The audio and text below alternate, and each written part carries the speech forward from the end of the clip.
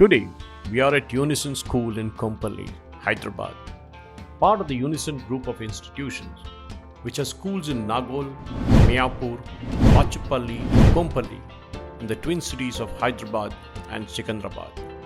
Taking us through the journey of Unicent is Mrs. C V Rama Devi, Principal of Unicent School, Kompally. With an academic background of Montessori, MCom and MEd by qualification, she was the first group of trainers of Excel Seed IL training in 2007.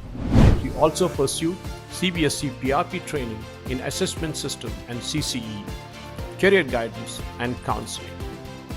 Mrs. Rama Devi has over 3 decades of experience in the field of education and has been the principal of Unicent Kompally since August 2015. She was endowed with the Acharya Devo Bhava Award by the Brainfeed organization in the first year of inception as a gesture of recognition of the innovative practices followed. She was bestowed with the Sri Radhakrishna Samman and Sri Abdul Kalam Award by the Avantika Group. Mrs. Rama Devi is heading the Alwal cluster of the Sahodaya complex as a cluster head from April 2020. Unicent School Kompally was ranked among the best innovative schools of Telangana for 4 consecutive years. It has also been listed among the top 10 schools in the zone for the past 3 consecutive years and also among the top 20 schools in the twin cities of Hyderabad and Secunderabad by the Times of India.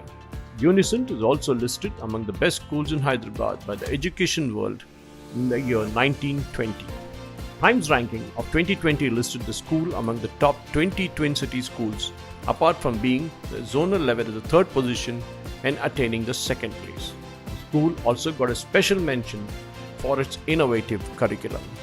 In this conversation, Suresh Kochatal speaks to Mrs. Rama Devi about the journey of Unicent School from its early days to where it is now.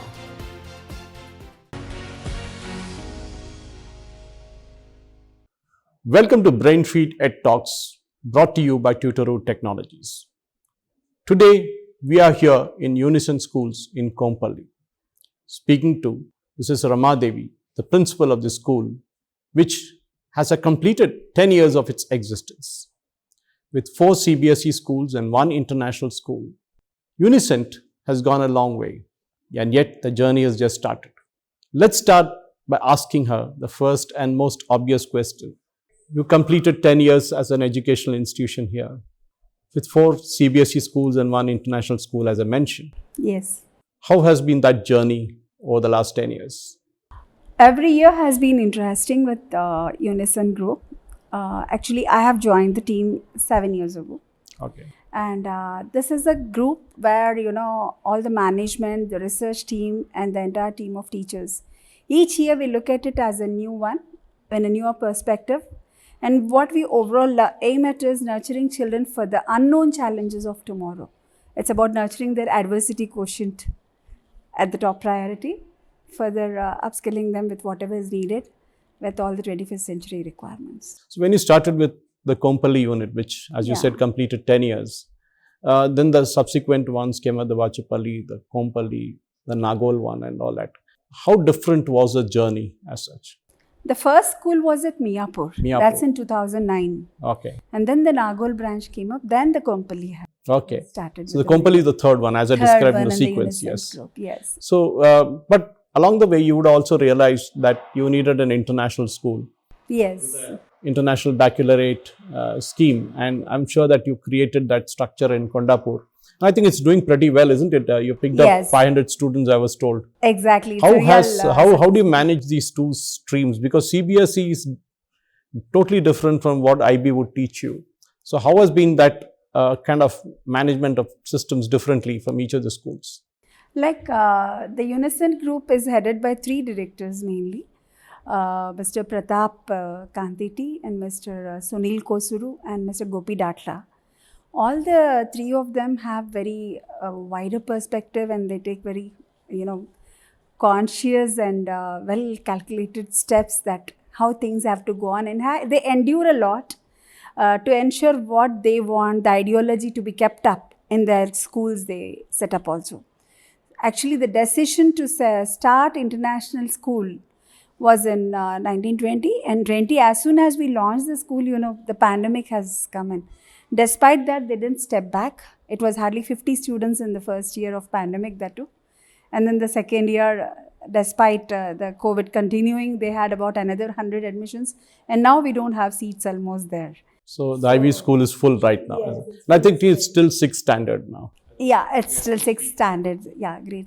Now, every school, every group of schools has its own USP.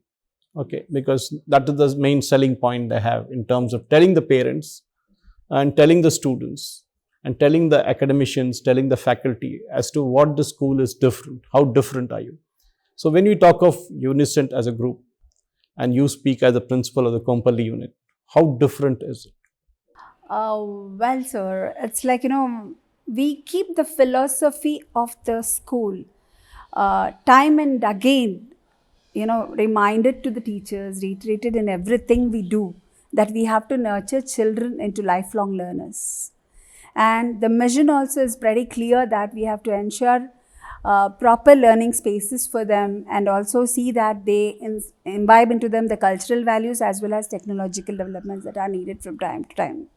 And in the process, our USP overall is directors strongly feel the digital skills which are very much required should be taken into account, and we should march towards blended learning. And to be honest, even before the CBSE has come up with blended or the new education policy principles, we have been ahead of this. So I can proudly say that. In pretty many aspects, like the community linked development program, which the CBSE has emphasized through sports education formula for grade 10, we have started it 6 years ago. Yeah, and the blended learning also, our director said we should put it in working in 2019 itself. So he has been working a step ahead with all these principles and strategies, such that at the universal scenario, nurturing them for a world education is very much important for the children. So now also he is very keen that financial skills and digital literacy should be very much taken on top. At the same time, equipping them with the social skills and all, and making them responsible citizens. All these form as a part of our curriculum. Today's parents basically want their child to go in a particular route. They already decided for their child what they want. I mean, they usually don't ask the child what he or she wants, but they decide for themselves. I call it unrealized dreams. Basically, the parent didn't get into an IIM or an IIT, and they want the child to get into an IIT or IIM. But there's a world beyond all this. When you talk of child-centric education in your school, schools, as I said, how do you ensure this child-centric education? How does it really happen? Varied platforms that the child gets to involve. Of course, you might feel nowadays every school is giving it or offering it. But the importance it has also matters. For example, the work education I can refer to here. We give them option of work education from grade 6 itself. Okay. For the past 6 years, we are doing it. Like they have gardening, they have industrial products to learn in one class, and then the culinary skills. And the field trips and guest interactions go a long way in impacting the thinking and career perspectives or views or choices of the children. And nextly, I feel proud that my parent community is quite involved here. So they are also updated from time to time. They are involved wherever possible for an interaction with the children. So we have about 4 batches of grade 10 who have completed by now. Not everybody is for engineering. I could see them choosing different lines of study. So I'm just looking forward for the first batch to settle by next 2 years. Then I can even proudly say this is where my alumni is. Now you say that any school to succeed, I often seen this because teachers often say there's a heavy workload in terms of preparing worksheets, doing the corrections, entering the marks, preparing for tomorrow's class. All these things put a lot of pressure on the teachers. And I'm told that you instead have a research team here, which basically helps the teachers also to prepare better for the teaching methodologies that they follow in the class. How does this entire thing work? How does a research team work, and what is the methodology behind it? We earlier had a exclusive team called Vasishta also, which has become part of the Unicent now. And we have an academic head who has experienced enough working with ideologies of our directors for more than 12 to 13 years. She heads it, and equally the principals, the directors and academic head, we all form a team to take any concrete decision with regard to the policies in terms of the curriculum flow and all, and also how it has to be done. And now that we are also expanding by branches, the work is well rooted, like worksheets or anything is balanced across the branches.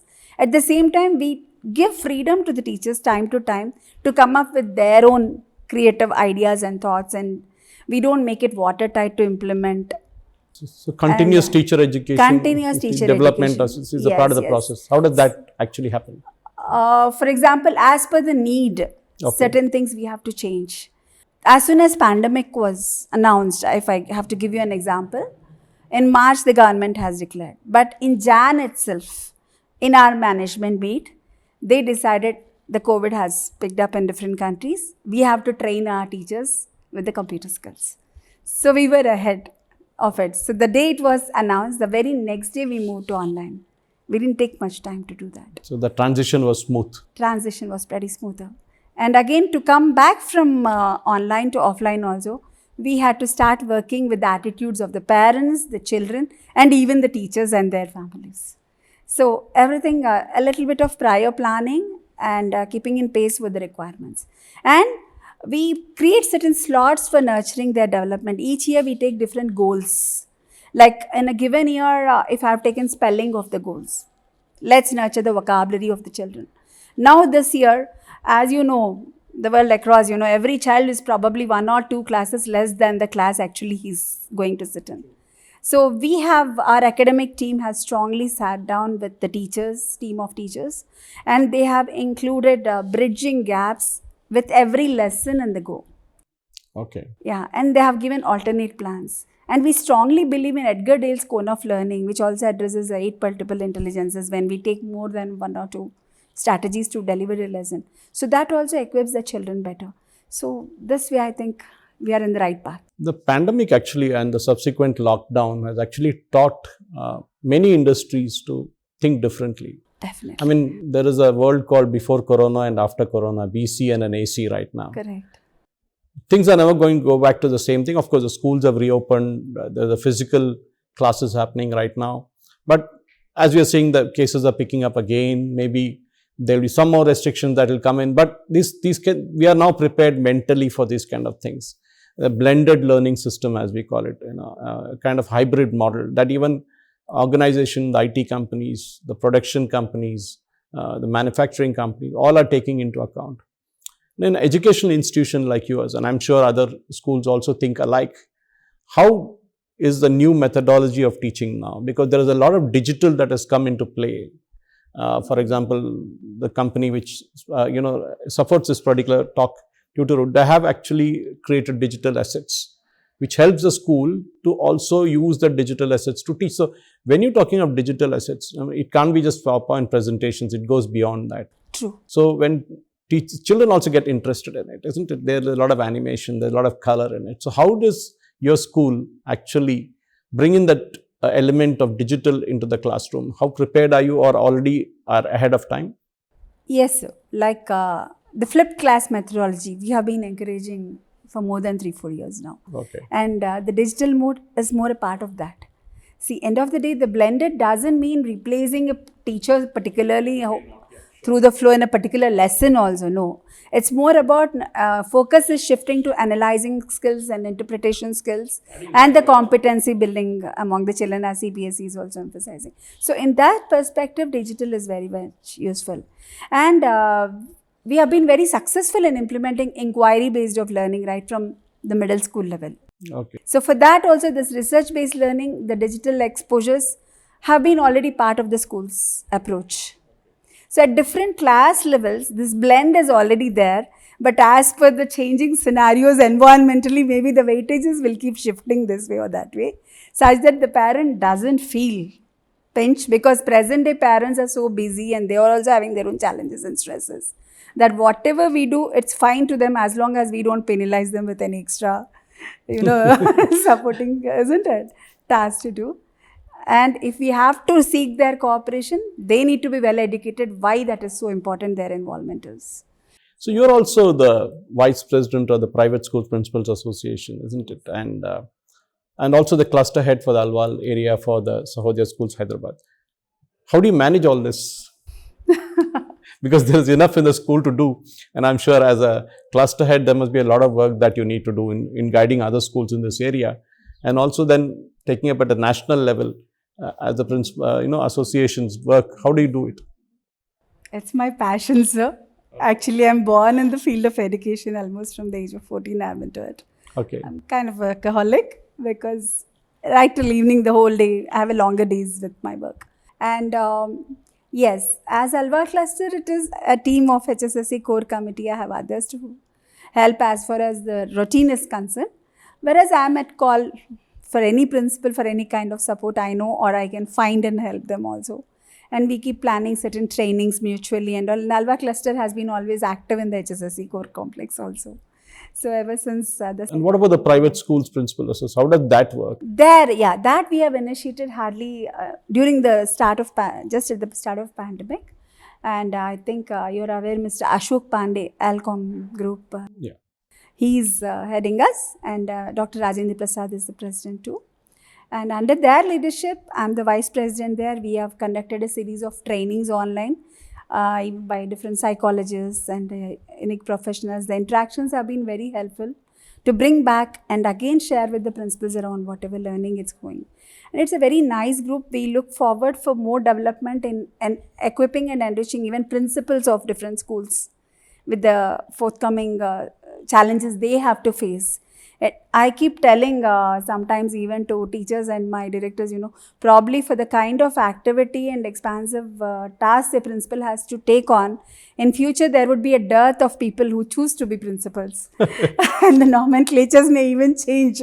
Like, chief education officer kind of thing may more come of up. management. Yes, the more management strategies may become like industry. So in the given scenario, we have to make them. I think that is the tough in terms of multitasking various things that you do True. as a principal. Yes. It's more of managing a school than managing education or academics thing as that. Academic directors are separate now. Correct. But when you look at the NEP And when you look at any other industry, it's different. The school is a place where, we have to take care of all the logistic part and also look at the children as our top priority, because it's a very, very important moral responsibility nurturing the future generation now. Yeah, that's a question that actually was coming up my mind, because when you talk of the NEPs and when you look at the CBSE and when you look at IB, for example, IGCSE, the IB and IGCSE encourage children to think on their own. There is no textbook technically prescribed for them. They are not asked to learn by rote. Of course, CBSE has changed over the last decade. There have been a lot of new things. Mr. Ashok Ganguly, he brought in a lot of changes then. Yes. But do you think we are still a bit back, when you consider a bit backward in terms of, innovating ideas in our children? Prime Minister Modi talks of, the Atal Tinkering Labs that are being brought up in different schools to think differently, be employers and not employees. Do you think somewhere along the way we need to do also bring in a lot more changes into the CBSE system so that children are taught to think, not to just learn by rote? Yes. Firstly, I don't want to say we are lagging much, and I appreciate the way our Prime Minister Modi ji is taking. And empathizing their position also. India is such a huge country with schools across, with different backgrounds, different situations and, contexts of social phenomena. So the change has to be gradual. At the same time, thinking spaces are a lot in CBSE now. Okay. Unless we are not sure how to take it forward. Like, for example, now textbooks are there. The questions now, the latest marking scheme that has come for 9 and 10 also, it says 40% goes for competency-based questions. That's good. Isn't it? And hardly another 40% is left for short and long answer questions, and another 20% is again the objective type. So in all, almost 60% is going for competency alone. So which is thinking beyond the base of text. So what, as such, National Curriculum Framework also, what does it say? It says, this is what is required minimum at so-and-so school. We infer that is a textbook is the whole. So that shift in thinking has to come in the teaching fraternity. That's exactly what my point was. Orient your teachers also into it. Exactly. Because when I was speaking the other day to Mr. Janajit Ray, who's one of the pioneers in this field of IB, and he was telling me that, the IB children actually, when they move in from the CBSE after class 6 and 7, they often find it very tough to adjust to IB. Correct. Because it's a different world altogether. Well. Because thinking is very important. That is why we haven't produced more Nobel laureates in science or any other fields for that matter. True.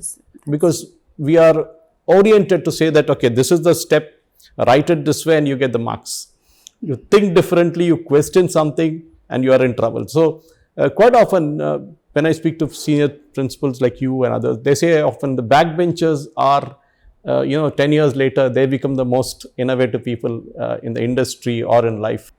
But do you think, as you rightly said, in terms of reorienting teachers, how do you ensure that they're retrained into thinking differently? We do conduct training sessions internally for the teachers, say now in June and in April and again in the winter break and all.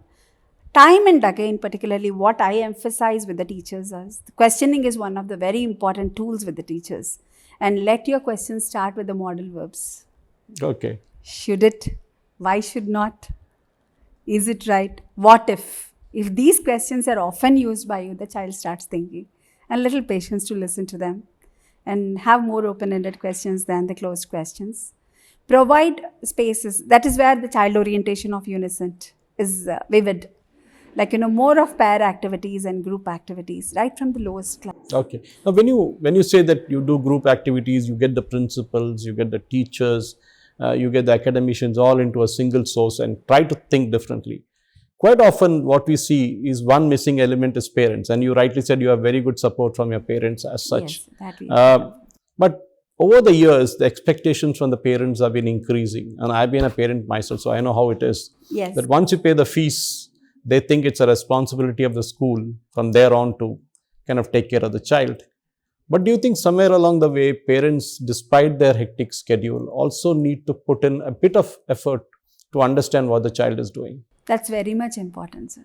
And when they put in that required, attention in these aspects, the bonding between the parent and child also will be better.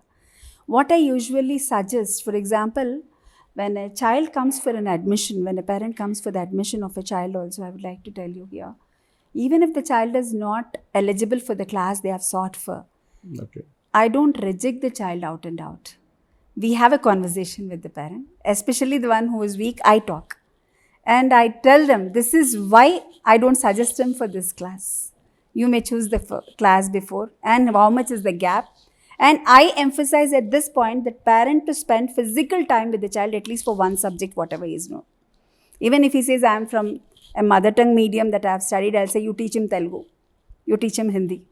But you will understand what are his abilities, his limitations, his thoughts, and your bonding gets stronger. Believe me, I have children who have walked in at grade 7 or 8 level who can't write a sentence, and today they are doing wonderfully well in graduation out. So the perspective change in the parent can make a lot of change in the future of the child also. No, that's important. It's not about putting the child in a school and saying, okay, you do it.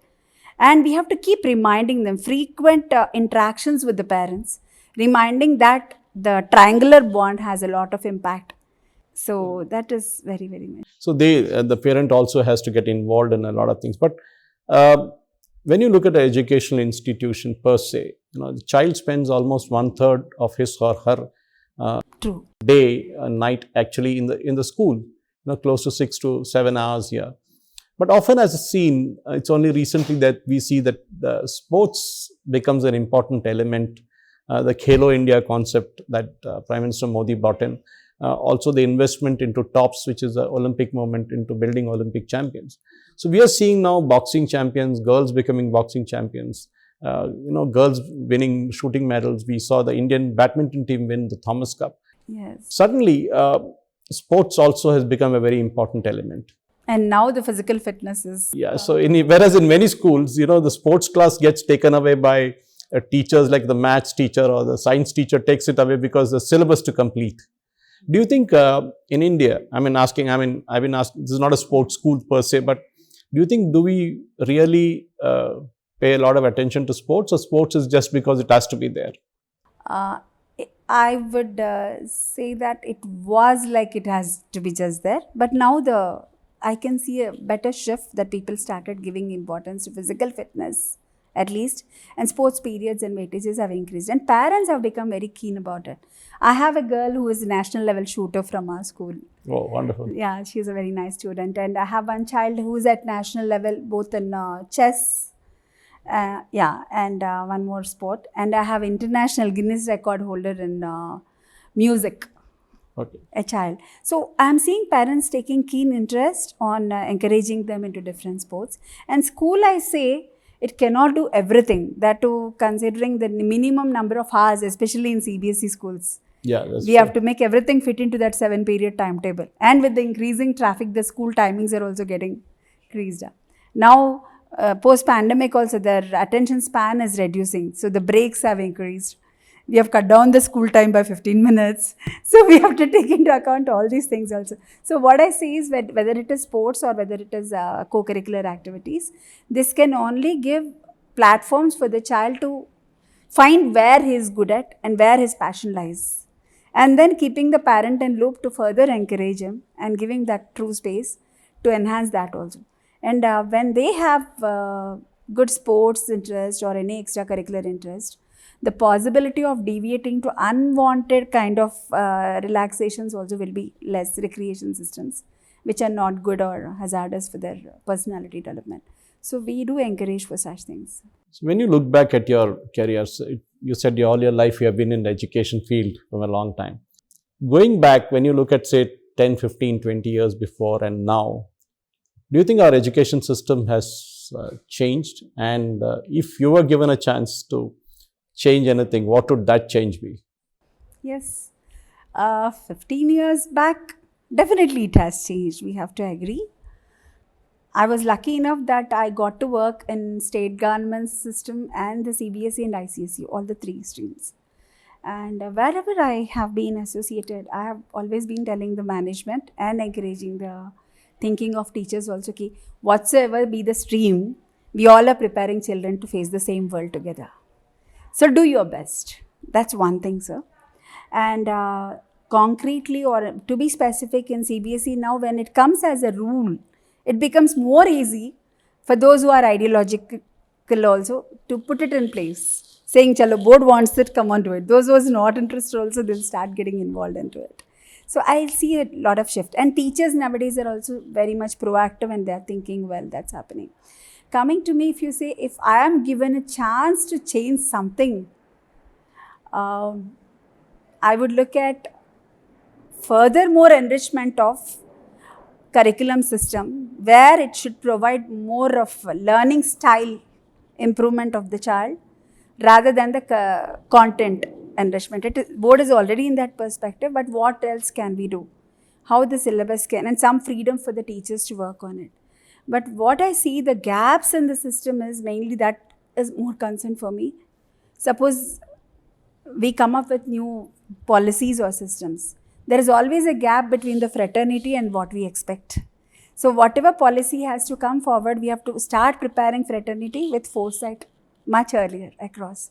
So for this, probably the private bodies, the clusters and all also take even more dynamic role and go cohesive with the government also. So probably that can help out. As we close this conversation, I want to bring up this point about how do you, we teach children, we get them educated, but there is one small thing that is always missing, which is basically teaching children how to fail. That it's okay to fail in life. It is how you pick up from failure and run. That is extremely important. As an educationist, you must have seen numerous children failing, and we see tragic results these days of children failing and not getting enough support systems, either in the school by way of counseling or by way of support at home, that they tend to become more introverts. They get drawn into a shell and sometimes take some drastic action themselves. But how do you teach children today that it's okay to fail? Doesn't matter. fail in a sense, not a subject failure, I know. but Suppose fail they in go life. for a Because- competition also. Yeah, a child always wins. She is very low when she Yeah, doesn't win it. because once you pass out of the gates of the school, it's a very tough world out there. You know, once they pass out from the 10th or 12th from the school, it's a dog eats dog world out there. The competition is very intense today. But do you think, as academicians, as parents, as a parent yourself, that we should teach children that this is how you face the world? Yes. Frequent conversations with them, sharing biographies of different people is making an impact with the children. So the life skills period should not be taken lighter. And I prefer to be very choosy in allotting that slot to the right teacher who can effectively utilize in impacting their thinking skills, especially as children get into the teenage. So the grade 8 to 10 students, we share it. And the parents also, if there is a lot of pressure from parents, we need to keep talking to the parents and draw their attention to this aspect of it.